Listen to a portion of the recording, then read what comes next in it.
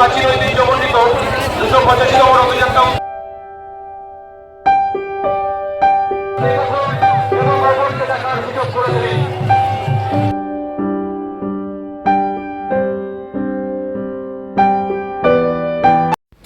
আজ আমরা চলেছি আমার শহর কৃষ্ণনগর থেকে গুপ্তিপাড়ায় রথযাত্রা যাওয়ার জন্য। রেলপথ ছাড়াও কৃষ্ণনগর বাসস্ট্যান্ড থেকে গুপ্তিপাড়ার ঘাটের বাস আপনি পেয়ে যাবেন। কৃষ্ণনগর এবি স্কুল মোড় থেকে বাসে চেপে চলে এলাম গুপ্তিপাড়া গঙ্গাঘাটে। হঠাৎ পরিকল্পনায় ভগবানের টানেই ছুটে এলাম এই বিখ্যাত রথযাত্রায়। গুপ্তিপাড়ার রথ কম বেশি অনেকেই জানেন। পুরীর নন্দীঘোষা, শ্রীরামপুরের মাহেশের পরেই স্থান পেয়েছে এই বিখ্যাত গুপ্তিপাড়ার রথ, তথা ভারতবর্ষের তৃতীয় বৃহত্তম রথ। সঙ্গে দেখে নেব এখানকার 500 বছর পুরনো বৃন্দাবনচন্দ্র ও কৃষ্ণচন্দ্রের মন্দির ও 285 বছরের প্রাচীন রথযাত্রা।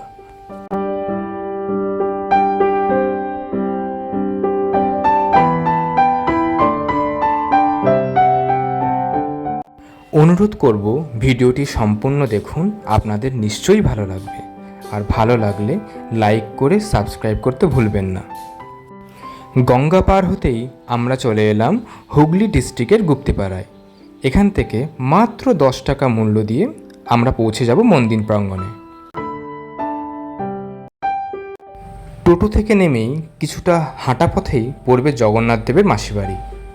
এখানেই জগন্নাথ দেব 7 দিনের জন্য ভ্রমণে আসবেন। মন্দির দর্শন করে সোজা পথ ধরে আমরা এগিয়ে এলাম রথের দিকে।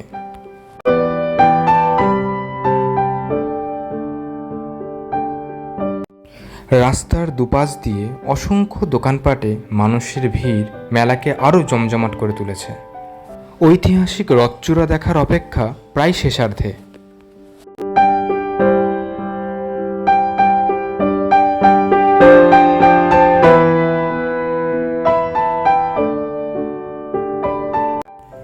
অবশেষে মেঘমাখা আকাশতলে দাঁড়িয়ে আছে ওই রঙিন রথচূড়া, আধেকও যায় দেখা। জগন্নাথ দেবের পূজার ব্যবস্থা সব রথের সামনেই তিনি স্বয়ং প্রস্তুত রাখেন। চাইলেই পান, চিনি, কলা, মালা ও মিষ্টি দিতে পারেন আমাদের প্রিয় কালিয়া, বলভদ্র ও সুভদ্রা রানীর জন্য।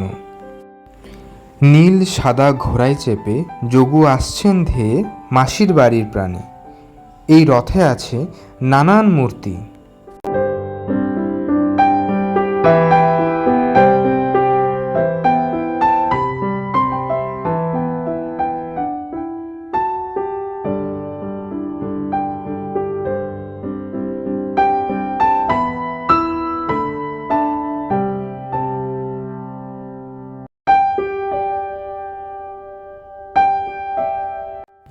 এটি মূলত 9 চূড়ার রথ।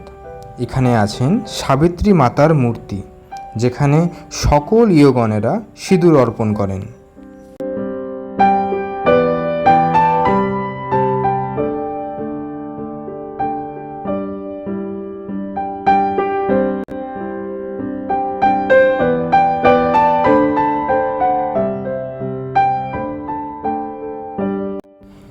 বেশ কিছুক্ষণ রথের সামনে রয়ে গেলাম। এবার এগোতে হবে মন্দির চত্বরে, রাধা গোবিন্দের বিগ্রহ রাখা সেই সুবিশাল মঠে, যেখানে গিয়ে চোখ জুড়বে তো অবশ্যই, মনটাও ভরে যাবে প্রাচীন স্থাপত্য ভাস্কর্য দেখে। প্রাণ প্রতিষ্ঠিত জীব দর্শনের ইচ্ছায় আর লাগাম দিতে না পেরে এগিয়ে এলাম।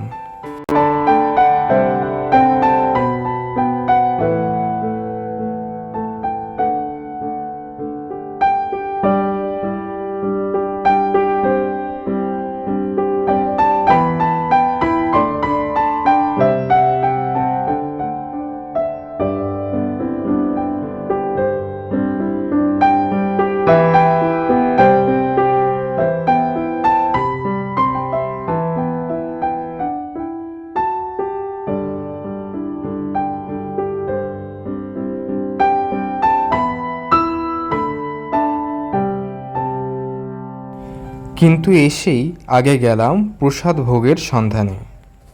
কারণ মালসা ভোগের কুপন বেশি বেলা হলে আর পাওয়ার ব্যবস্থা থাকে না, তাই সাত তাড়াতাড়ি ছুটে এলাম এই স্থানে। গরম খিচুড়ি ভোগ পেয়ে বেশ কিছুটা এনার্জি বাড়িয়ে বৃষ্টি ভিজেই চলে যাব প্রকৃতির কোলে রাখা অপূর্ব সৃষ্টির দর্শনে।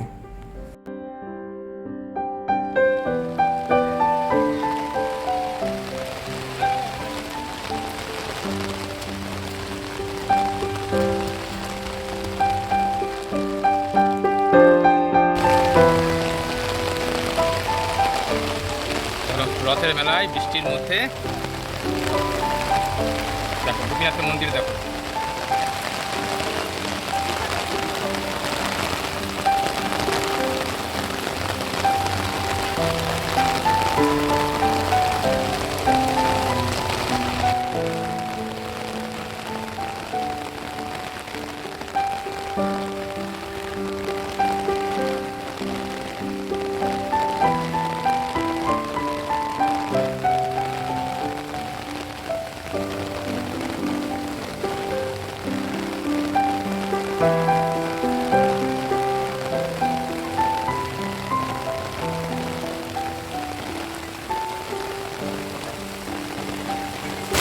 প্রবল বৃষ্টিতে রথযাত্রা দেখো, প্রবল বৃষ্টি, বৃষ্টির মধ্যে আমরা গোপীনাথের মন্দির দর্শন এসেছি।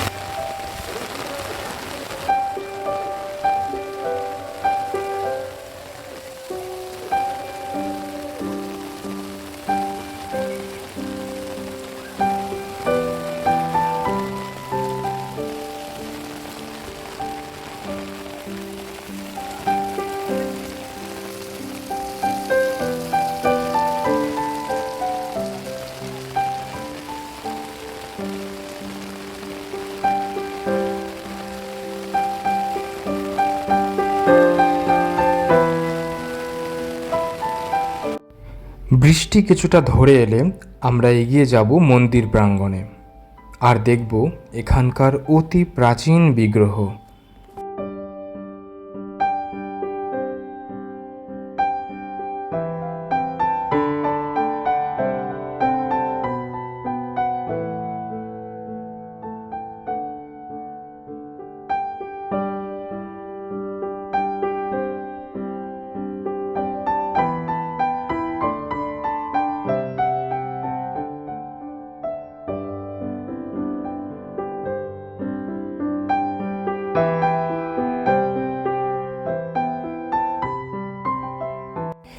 এই মন্দিরের একটা বিশেষত্ব, এখানে যেহেতু অনেকগুলো মন্দির একই জায়গায় আছে, তাই এক মন্দির থেকে অপর মন্দিরে যাওয়ার জন্য খুব সুন্দর অন্য ঘরানায় তৈরি সিঁড়ির ব্যবস্থা রয়েছে।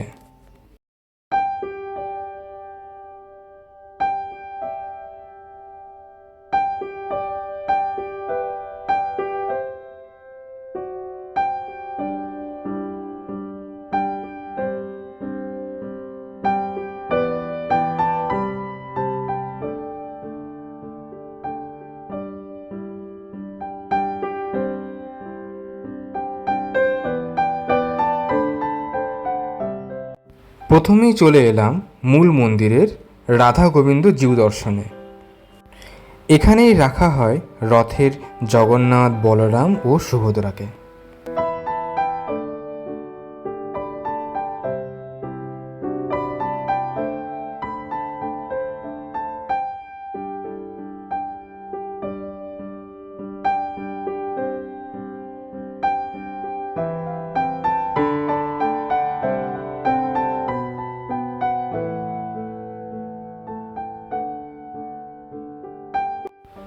এই মন্দিরের দেওয়ালের প্রাচীন নকশাখচিত কাজ দেখে চোখ জুড়িয়ে যায়।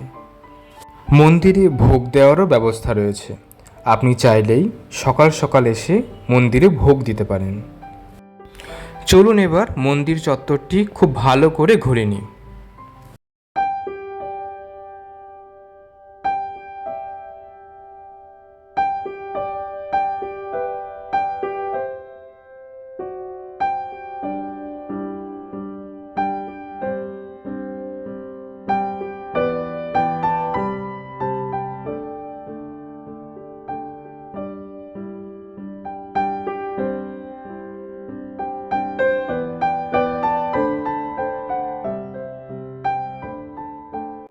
রাধারানীর অপলক দৃষ্টি ও মোহনীয়া কৃষ্ণের করুণ দৃষ্টি দেখে মন শান্তিতে ভরে উঠল।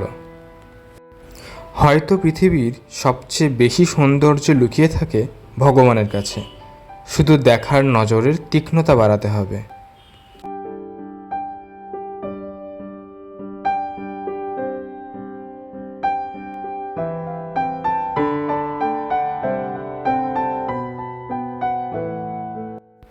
আমার দেখা অধিকাংশ মন্দির প্রাঙ্গণেই আমার প্রিয় চাপা ফুলের গাছ কম বেশি দেখা যায়। রাধা মাধবের দর্শনের পর চলে এলাম চৈতন্য মহাপ্রভু ও নিত্যানন্দ প্রভুর বিগ্রহটি দর্শন করতে।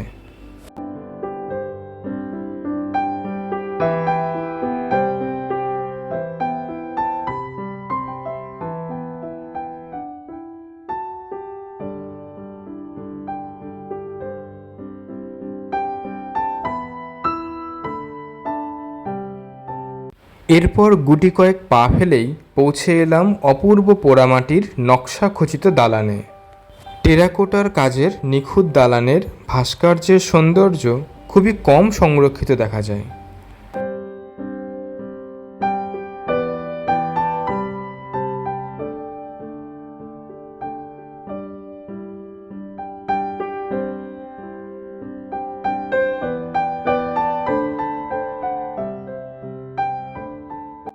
এখানে রয়েছে ভগবান রামচন্দ্র, ভ্রাতা লক্ষ্মণ ও সীতামাতার সাথে তাদের হনুমান পুত্র। 500 বছর পুরাতনী মন্দির ছুঁয়ে আবার রওনা দেব রথের দড়ি টানার উদ্দেশ্যে।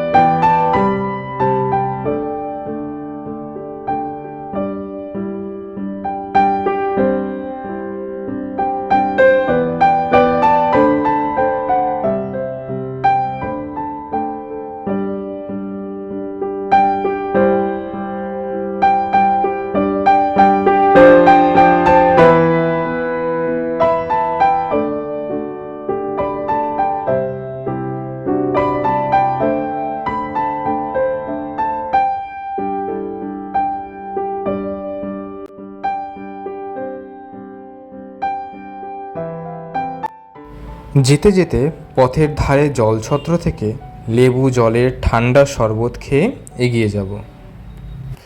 জগন্নাথ মন্দির থেকে ফেরার পথে দেখে নেব দেশ কালীমাতার মন্দিরটিও। এই মন্দিরের শুরুতেই রয়েছে জোড়া শিবের মন্দির, তারপর মায়ের মন্দির, কিন্তু এই স্থানে কোনো বিগ্রহ থাকে না।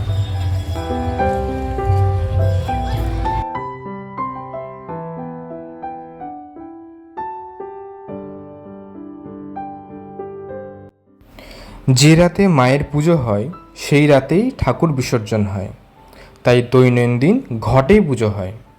মায়ের মন্দির দর্শন করে আমরা রথের দিকে এগিয়ে গেলাম। এই রথ বেলা 12টায় এক টান হয় ও বেলা 4টের পর আর এক টান হয়।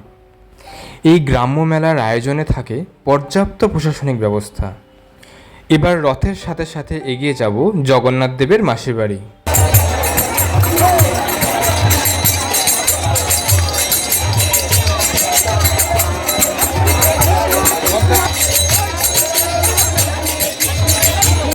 রথ টানা শেষ করে ভগবান জগন্নাথ দেবকে, সুভদ্রা ও বলরামকে একে একে কোলে করে তাদের মাসির বাড়ি নিয়ে যাওয়া হবে।